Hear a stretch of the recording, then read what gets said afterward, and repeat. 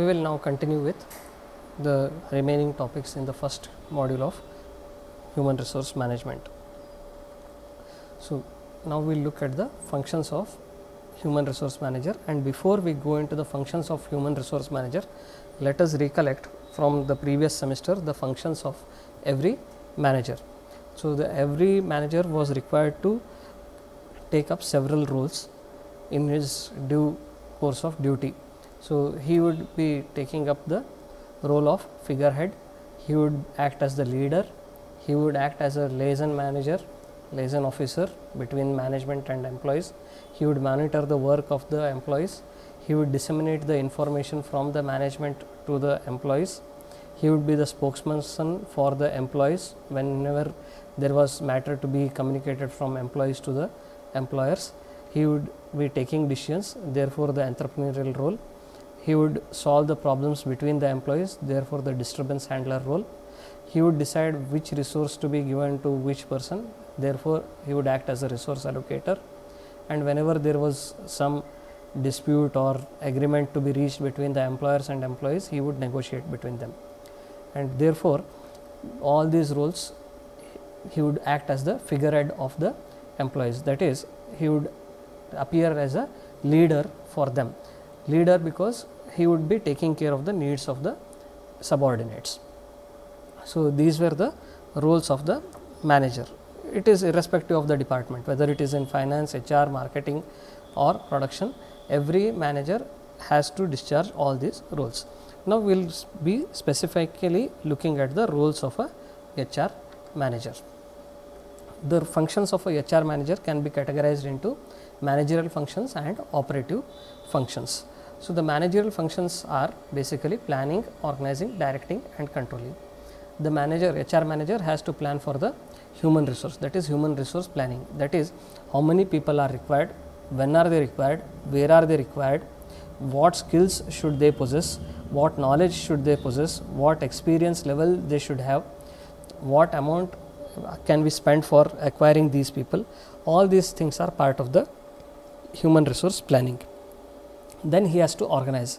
Organizing is basically he has to organize for recruitment, he has to organize selection process, after selection process he has to organize for their training, then he has to organize for their development programs sometimes, and then he has to organize their placement, induction, and all these things he has to do, plus he has to ensure that every month they are paid for his work, and all those things become part of the organizing activity. Then he has to direct, he has to give instructions to the employees, he has to give instruction regarding what he has planned, what the way he is going to conduct the recruitment, the way he is going to conduct the selection, the way he is going to organize all the other activities related to induction, placement, everything. So, he has to specifically tell the subordinates how he is going to execute the work. And then finally, controlling, he has to monitor the work of his subordinates by way of performance appraisal and other things. So, these are the managerial functions, and these get converted into action, and those become the operative functions. So, what are the operative functions? The operative functions are procurement, that is he has to get the manpower, okay, that is he has to conduct recruitment, selection, and then he has to put them into the organization, that is the procurement part. Then development, he has to train the employees for the current job, and he has to develop them for their future jobs also, and he has to also take care of the succession planning, etc., and the growth of the employees, that comes part of the development. Then he has to arrange for the compensation, that is he has to take care of the compensation, that is salary, wages, incentives, etc., for the work the employees are doing in the organization for the organization, and when the compensation is right, the employees will not be dissatisfied. Then integration, it is the role of the HR manager to integrate the work between different groups and different individuals also, so that there is coordination among the employees. When there is coordination, the workflow runs smooth and the end objectives would be attained. And then maintenance, that is payment of wages, salaries, etc., this has to be done. He has to maintain the work records of each employees, the attendance of each employees, and he has to also take care of the legal filings etc. that are required as per the law. So, these are the basic functions of a human resource manager. Now, let us look at the roles that he plays apart from his functions. We have to also look at the roles. So, he acts as an advisor. So, whenever employees want some advice, they come to the HR manager, he has to advise them. He acts as a counselor.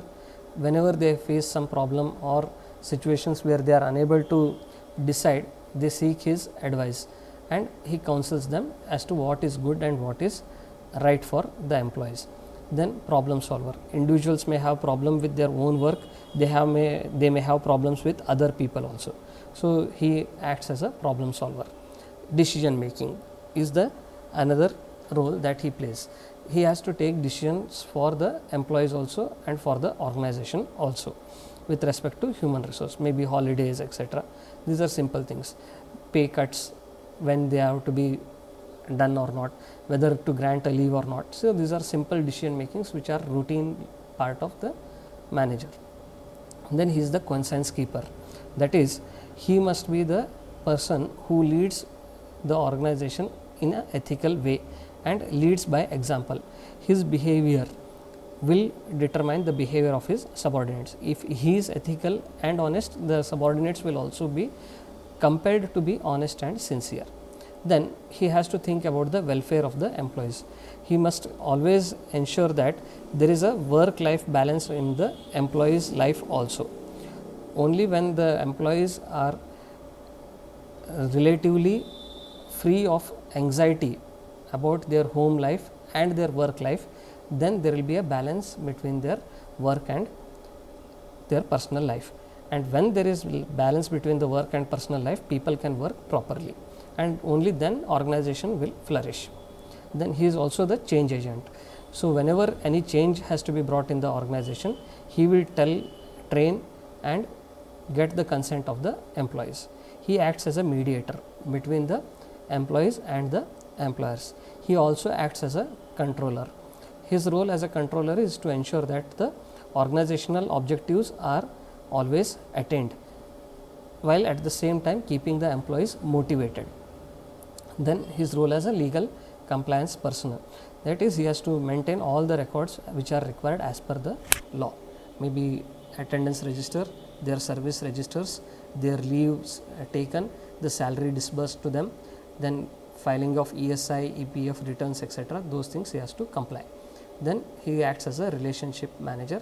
He maintains the relationship between employees and employees, employees and employer, and employees and the government, employees and the union, trade unions. And then as a communicator, he communicates between the employee and the employer. He communicates within the organization for the employees and even outside for the employees also. He communicates whatever the management decision has taken to the employees, and whatever the requirements of the employees come to his knowledge, he communicates it to the employer. So, he acts as a communicator. These are the roles of a human resource manager. In the next video, we will look at the qualities of a human resource manager. This would be the last video of this particular unit. Thank you.